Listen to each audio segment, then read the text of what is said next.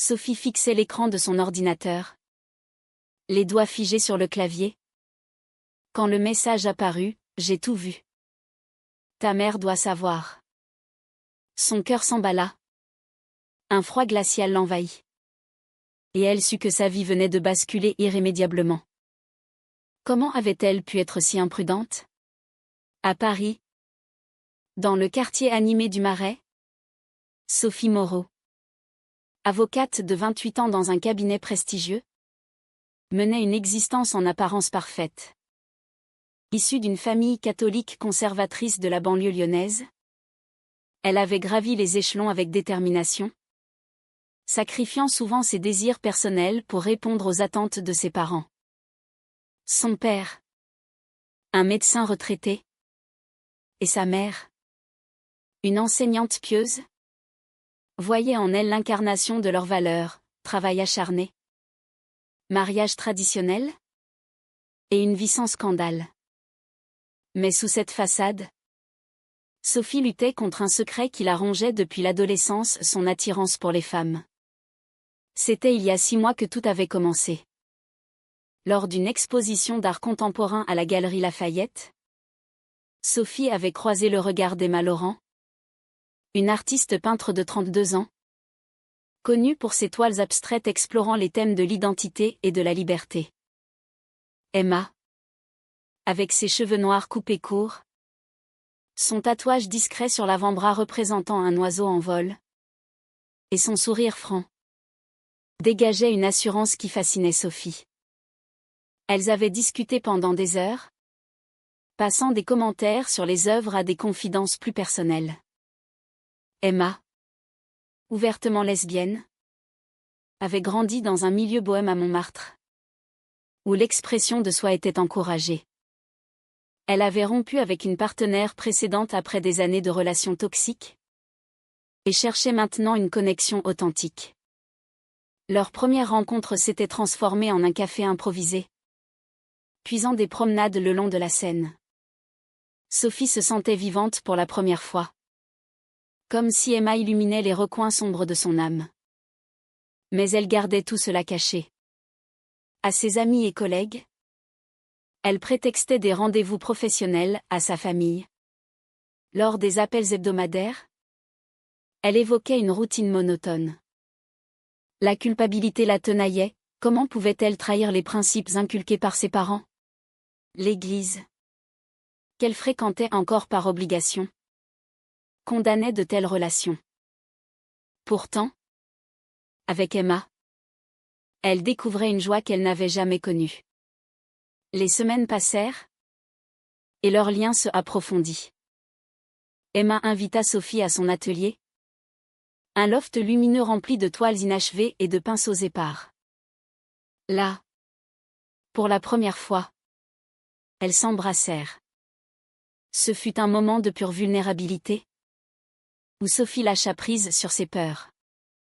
Je n'ai jamais ressenti ça, murmura-t-elle, les larmes aux yeux. Emma la serra contre elle, promettant de la protéger. Mais déjà, des fissures apparaissaient.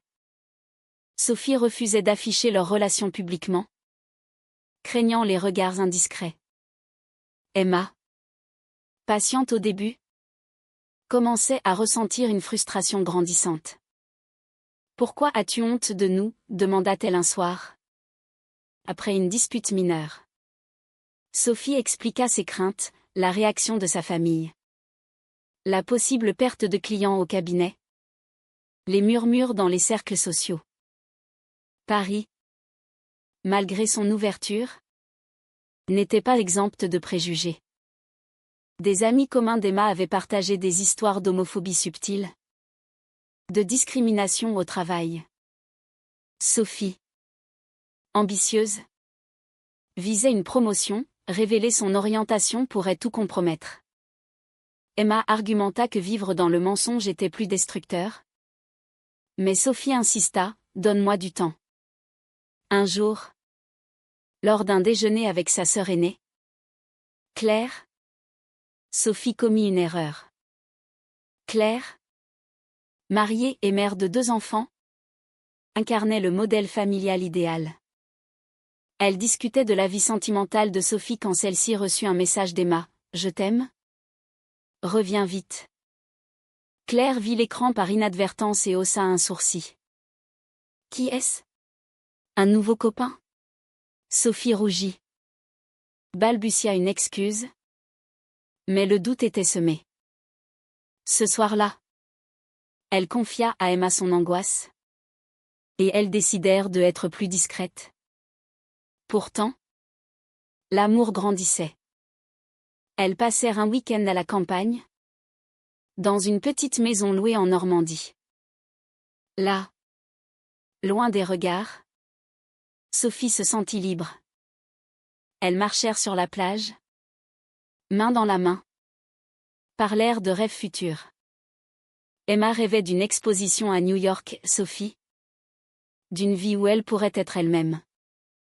Mais au retour, la réalité frappa. Un collègue, lors d'une soirée networking, fit une blague homophobe. Et Sophie rit nerveusement pour ne pas se démarquer. Emma, présente incognito, fut blessée. « Tu préfères te fondre dans la masse que me défendre ?» La tension montait. Sophie luttait intérieurement, d'un côté. L'amour pur pour Emma, de l'autre. La peur de perdre tout ce qu'elle avait construit. Ses parents l'appelaient souvent, insistant pour qu'elle rencontre le fils d'un ami de famille. Un jeune médecin prometteur. Il est temps de penser à l'avenir. Ma chérie, disait sa mère. Sophie esquivait. Mais le poids augmentait. Elle commença à douter, était-ce une phase ? Pouvait-elle changer ? Ces questions la hantaient la nuit. Un soir, après une dispute où Emma accusa Sophie de lâcheté, celle-ci rentra chez elle en larmes. Elle alluma son ordinateur pour travailler, mais trouva un email anonyme, des photos d'elle et Emma, prises à leur insu lors d'une sortie. Le message, « Ton secret n'est plus sûr. » Paniquée, Sophie appela Emma, qui la calma. On affrontera ça ensemble. Mais au fond d'elle, Sophie savait que le choc initial n'était que le début d'une tempête. Le lendemain matin, Sophie se réveilla avec une migraine lancinante. L'email anonyme gravé dans son esprit. Elle décida d'ignorer la menace pour le moment, se convainquant qu'il s'agissait d'une blague.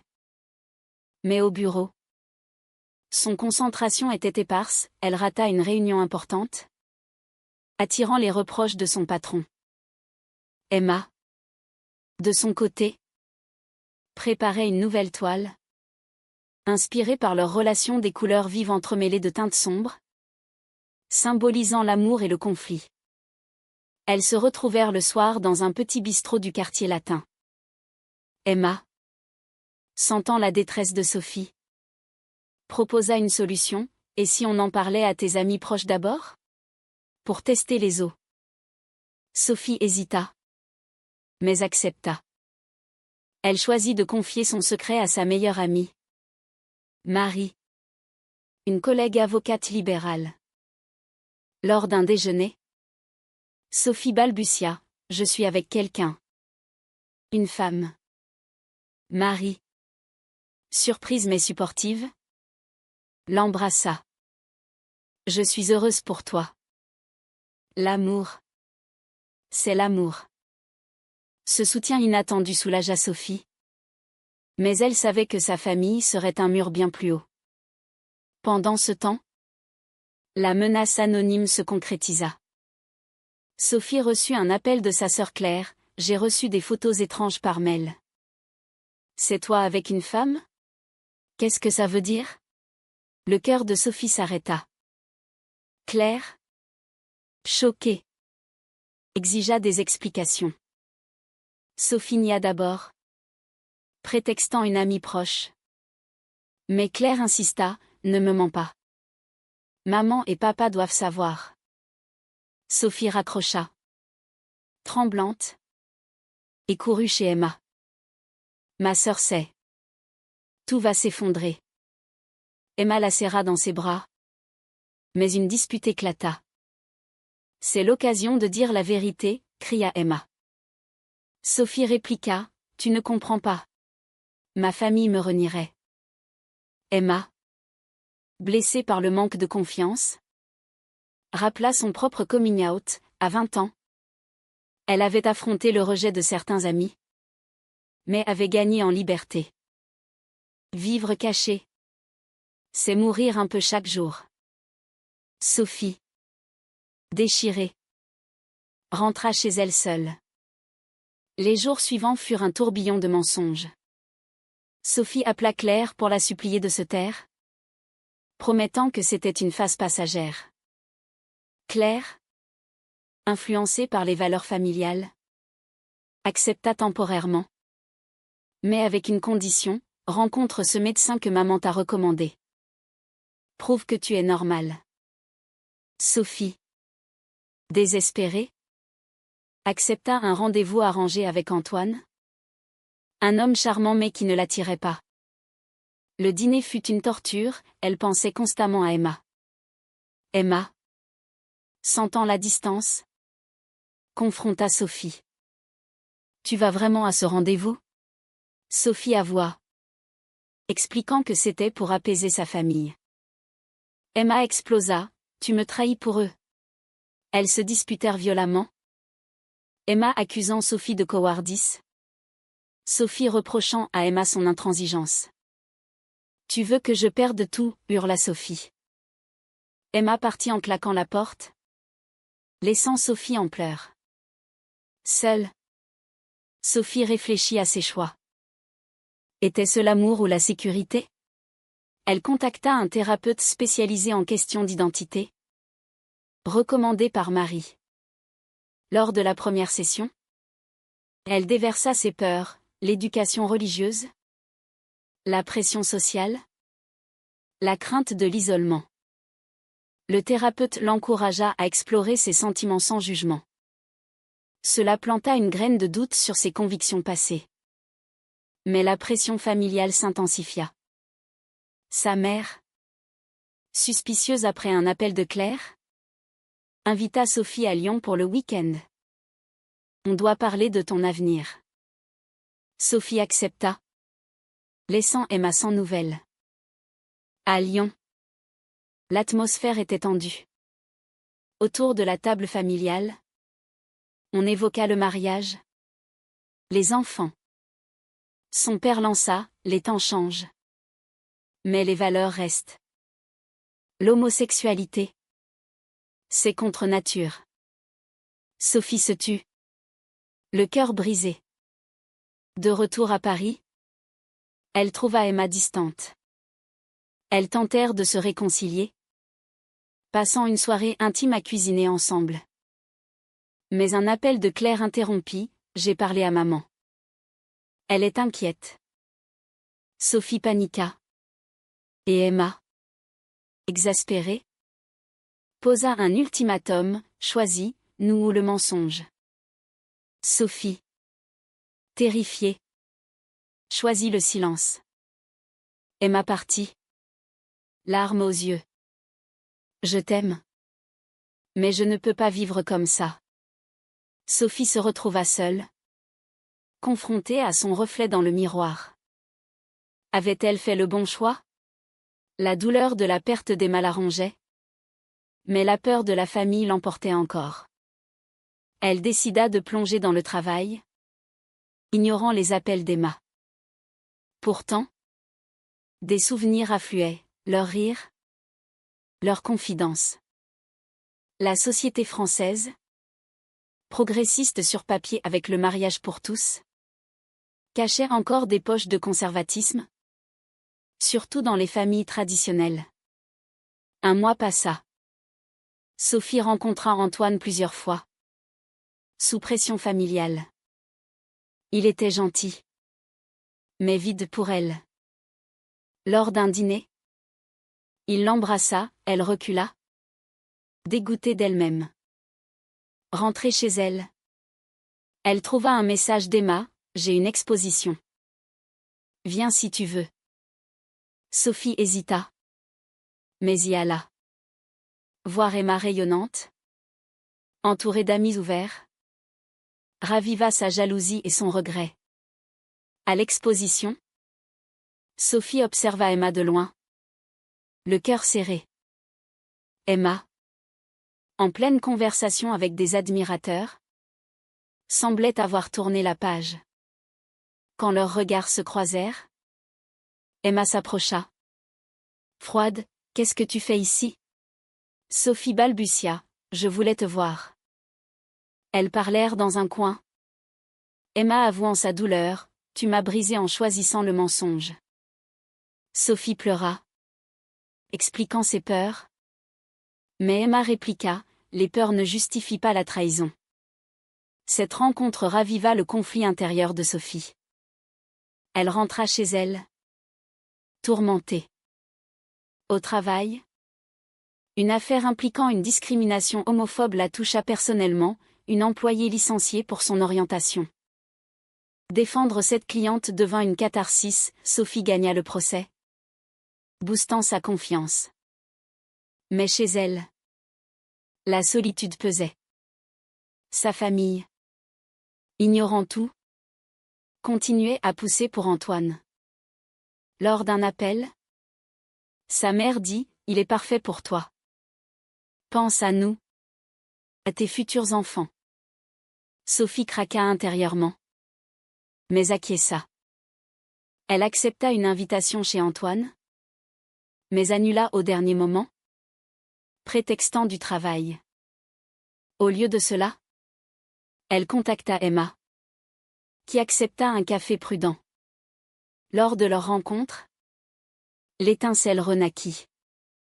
Elles parlèrent des erreurs passées, Emma admettant sa propre impatience. J'aurais dû te donner plus de temps. Sophie confia ses séances de thérapie, son questionnement sur l'identité. Elles se rapprochèrent. Mais Sophie posa des limites, pas publiquement. Pas encore. Emma accepta, espérant un changement. Pourtant, les ombres persistaient. L'expéditeur anonyme refit surface avec un nouveau message, je sais tout. Ta famille aussi bientôt. Sophie enquêta, soupçonnant un collègue jaloux ou un ex d'Emma. Elle engagea un détective privé, qui découvrit que c'était un ami de Claire, alerté par des rumeurs. Claire, confrontée, avoua, je l'ai dit à un ami pour conseil. Je m'inquiète pour toi. La trahison de sa sœur blessa Sophie profondément. Elle confronta Claire par téléphone, tu as violé ma vie privée. Claire se défendit, c'est pour ton bien. L'homosexualité est un péché. Sophie raccrocha, furieuse. Cela la poussa à réfléchir, sa famille l'aimait-elle vraiment? Ou seulement la version d'elle qu'il voulait? Emma, apprenant cela, encouragea Sophie à couper les ponts temporairement. Protège-toi. Mais Sophie, attachée à ses racines, hésitait. Elle décida d'affronter ses parents directement, mais pas encore sur son orientation, d'abord sur l'ingérence de Claire.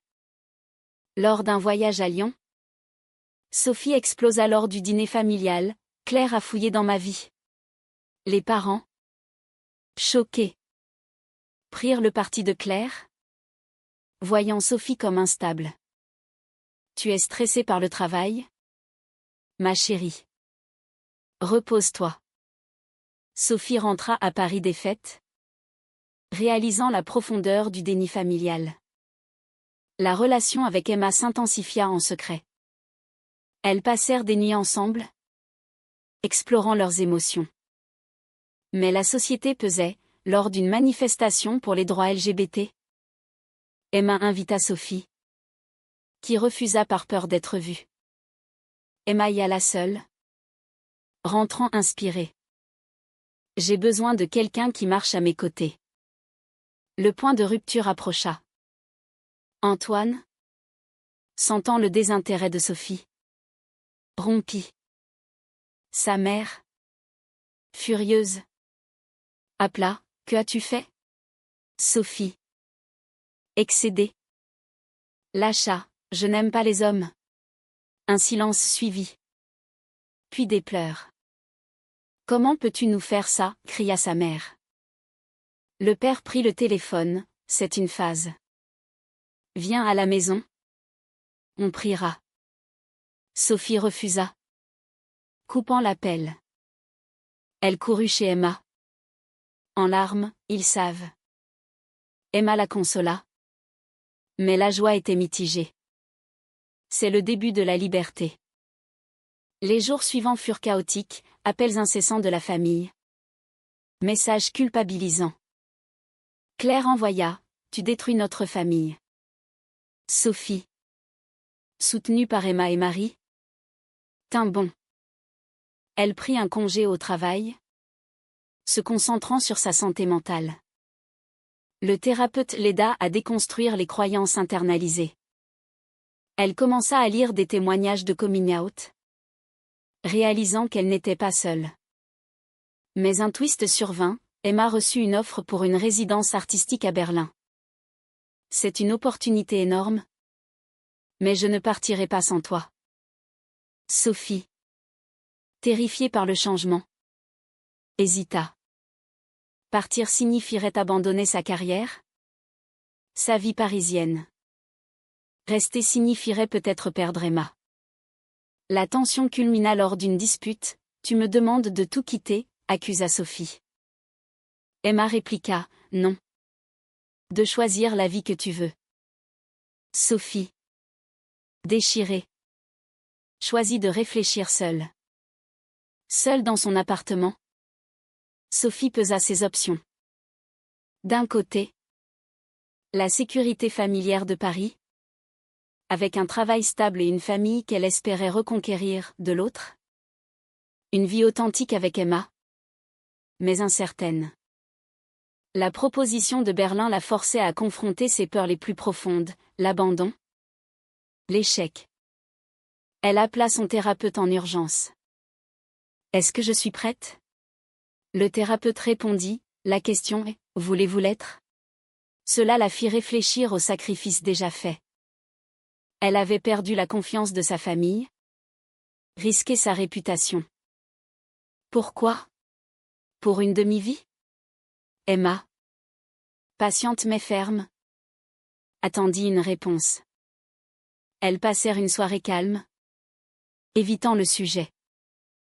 Mais le lendemain, Sophie reçut une lettre de ses parents, nous t'aimons.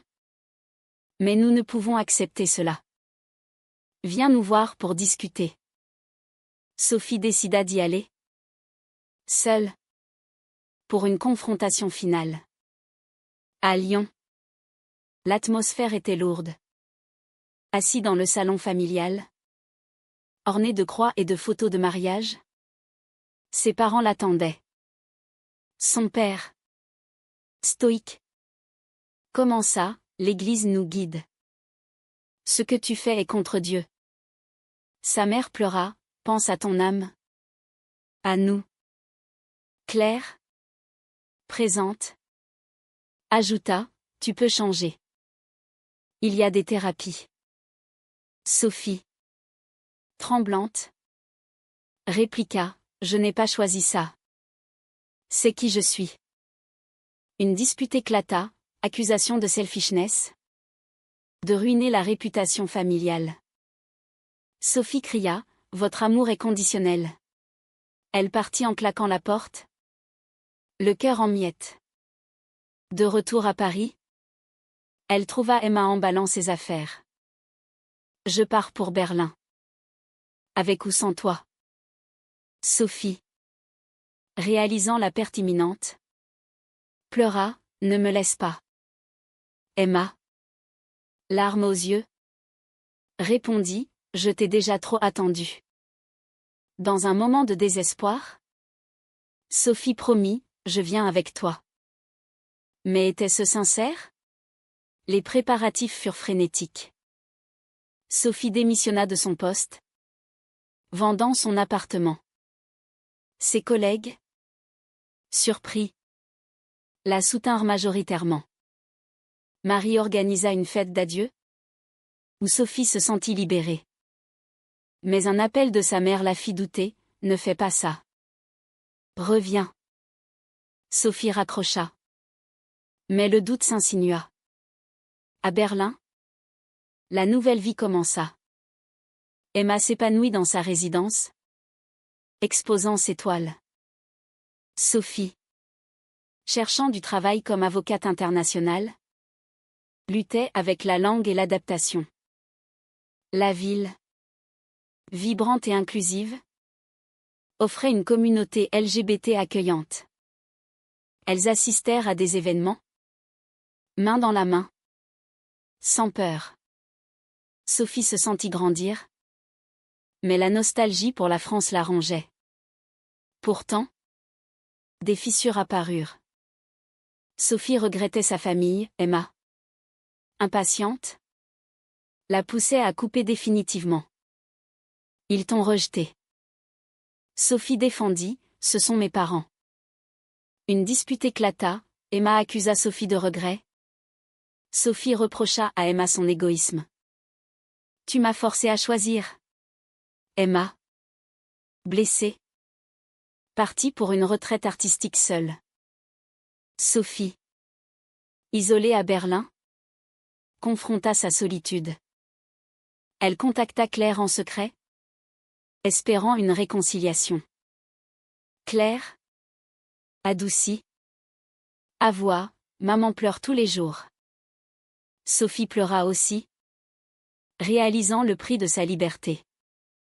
Quand Emma revint, elles parlèrent ouvertement. J'ai peur de te perdre, admit Sophie. Emma répondit, moi aussi. Mais on doit être honnête. Elles décidèrent de thérapie de couple, explorant leur trauma, le rejet passé d'Emma, la répression de Sophie. Mais un événement inattendu changea tout. Sophie reçut un appel, son père avait eu une crise cardiaque. Paniquée, elle rentra en France. À l'hôpital, sa famille l'accueillit froidement. Tu es revenue ? Dit sa mère. Sophie, culpabilisée, resta pour aider. Emma, restée à Berlin, appela quotidiennement, mais la distance grandit. Pendant la convalescence de son père, Sophie passa du temps avec sa famille. Des conversations émergèrent, son père, affaibli, admis, j'ai peur pour toi. Sophie expliqua son amour pour Emma. Lentement, des murs tombèrent. Claire, voyant la souffrance, s'excusa pour sa trahison. Emma, sentant l'éloignement, vint à Lyon. La rencontre avec la famille fut tendue, regard suspicieux, questions maladroites. Mais Emma, charmante, gagna du terrain. Lors d'un dîner, son père dit, si elle te rend heureuse. Ce n'était pas une acceptation pleine, mais un pas. Sophie, déchirée entre deux mondes, dut choisir. Retourner à Berlin avec Emma, ou rester en France pour reconstruire avec sa famille. De retour à Paris avec Emma, Sophie pesa sa décision. La crise cardiaque de son père avait révélé la fragilité de la vie et l'importance des liens familiaux. Mais Emma représentait l'authenticité qu'elle avait tant cherchée. Elles discutèrent longuement, je ne veux pas te forcer à choisir à nouveau, dit Emma. Sophie répondit, cette fois, je choisis nous. Mais avec des ponts vers eux. Elles décidèrent de s'installer à Paris, où Sophie reprit un poste dans un cabinet progressiste spécialisé en droits humains. Emma, inspirée par Berlin, organisa une exposition sur les thèmes de l'identité et du pardon. Leur relation, maintenant publique, attira des soutiens et des critiques. Des amis les félicitèrent, d'autres s'éloignèrent.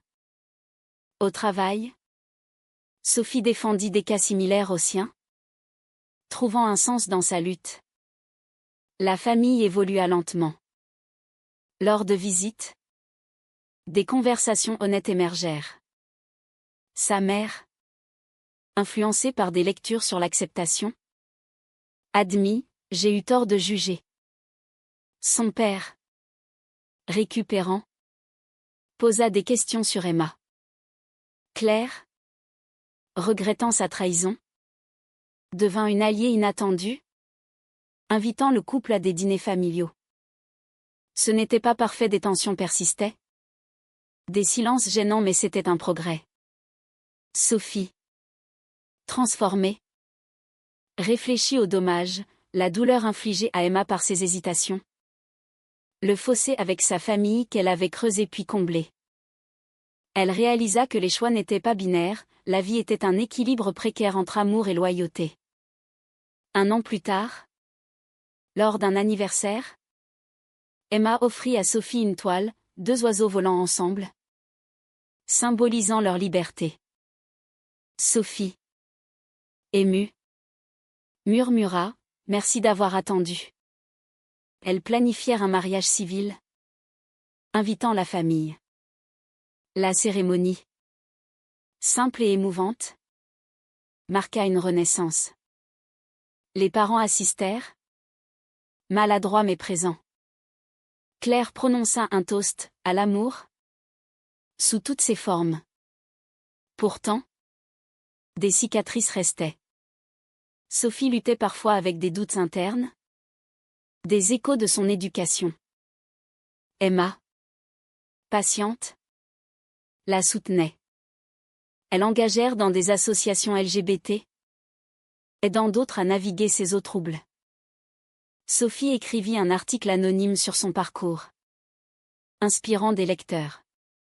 La société française, avec ses avancées et ses retards, reflétait leur lutte.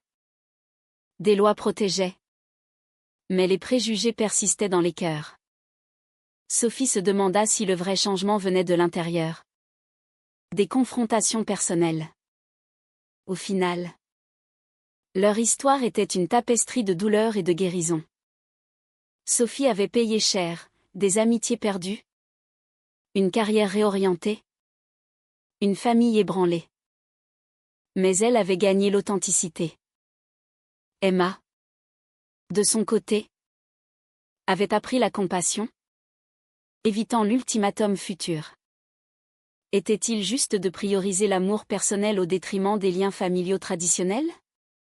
Dans les mois suivants, Sophie et Emma affrontèrent de nouveaux défis. Une campagne médiatique contre les droits LGBT en France raviva les peurs de Sophie. Elles participèrent à des manifestations, main dans la main, affrontant des contre-manifestants. Un incident mineur, une insulte lancée testa leur résilience. Emma protégea Sophie, renforçant leurs liens. Au travail, Sophie gagna une affaire majeure sur la discrimination, attirant l'attention. Un journal l'interviewa, où elle parla ouvertement de son parcours. Cela inspira sa mère à rejoindre un groupe de parents d'enfants LGBT, marquant un tournant. Emma, succès croissant, exposa internationalement. Lors d'un voyage à New York, Sophie l'accompagna, découvrant une liberté plus grande. Elles réfléchirent à fonder une famille, discutant adoption ou PMA. Les parents, évoluant, exprimèrent un soutien prudent. Mais un retour de flamme survint, un oncle conservateur coupa les ponts, accusant Sophie de corrompre la famille. Cela blessa, mais renforça leur unité.